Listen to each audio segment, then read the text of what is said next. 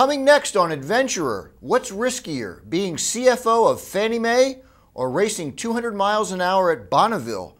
After the break, we have a guest who's done both. Don't go away. Clash, James Clash.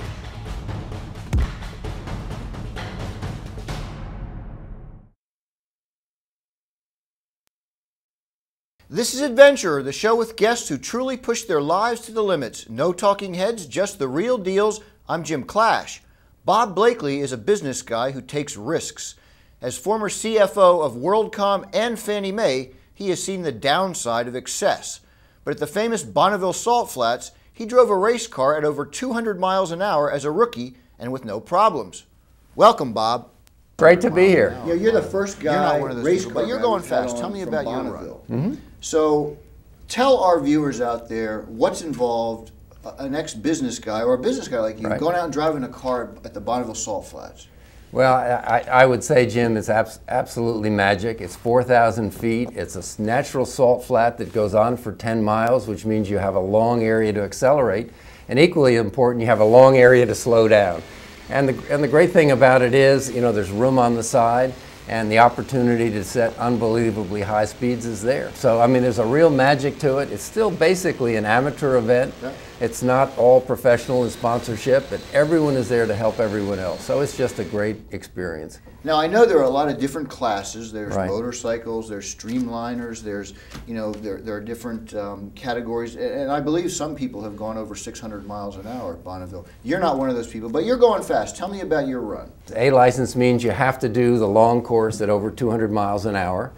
And my speed through the 5th mile was 216, so I have my A license. And now the project for '09 is to go back and build a rear-engine modified roadster and try to set a two-way record. And the record would allow me to be, I can set the record in the area of 200 to 250, so it's an area I'm comfortable in. And then what I get is called the famous red hat, where you become a member of the 200 mile an hour club. Now, when you say you have to do it both ways, you do it going one direction, and then within a certain amount of time you have to do this speed going back the other direction, correct? Absolutely, and you have to have your car in impound as soon as you finish it one way, and you have 4 hours to work on it, but it has to stay in the impound area, and then you have to do the return run. So there's not a whole lot of tinkering. The car's really got to have the reliability to do it more than once.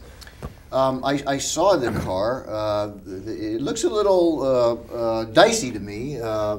Explain the safety procedures if something happens. Well, there's a lot of safety procedures, and there's a lot that relates to the aerodynamics and the stability too. First, the wheelbase is about 50% longer than a normal car. So it's more stable. Absolutely more stable, and the ability to adjust the steering as you're going up the course. Because you have to remember, the adhesion on salt is only about 50% of the adhesion. It's like driving on ice, right? There's a little bit like driving on ice, and you can say it's a drift, you can say it's a waddle, but the car, as you're accelerating, as you're trying to drive the speed up as fast as you can, it's going to be moving back and forth. So you're correcting the whole way up the course. So the long wheelbase helps.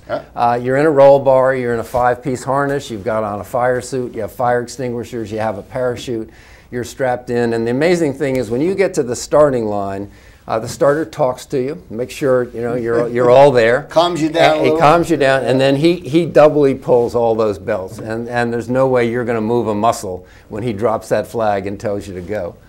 Now you recently talk about risky. Okay, you were the CFO for one of the two big mortgage giants that we just had problems with. Quickly compare the risk in that area to the risks you're taking in a car at Bonneville. I guess I'd say a couple things. I've been through the Worldcom bankruptcy and the restatement, so I had a lot of confidence in my ability to do one of these large project restatements. Fannie Mae, tremendous amount of data. We had data storage that was comparable to 12 times the Library of Congress, spent $1.2 billion to get it done. You just have to have confidence. You've got to have great people around you. And it doesn't matter whether it's 2,500 people at Fannie Mae or the 5 people on your team at Bonneville. If you don't have confidence in everyone that's around you, you're never going to get there. So I think it starts there. And then the support of the organization. And at Fannie Mae, from the board on down, we were committed to doing it. You know, a lot of the considerations are different. At Fannie Mae, doing a lot with the psychology of the people and building up team and giving people the confidence that they could get through the exercise. A little bit different at Bonneville. There it's a lot more internal. You have to have the confidence that you can navigate and drive a car at over 200 miles an hour. And you just swallow hard and off you go. For more adventure, click on Forbes.com/tothelimits or pick up a copy of my book, To the Limits. And thanks for watching the Forbes.com Video Network. Clash, James Clash.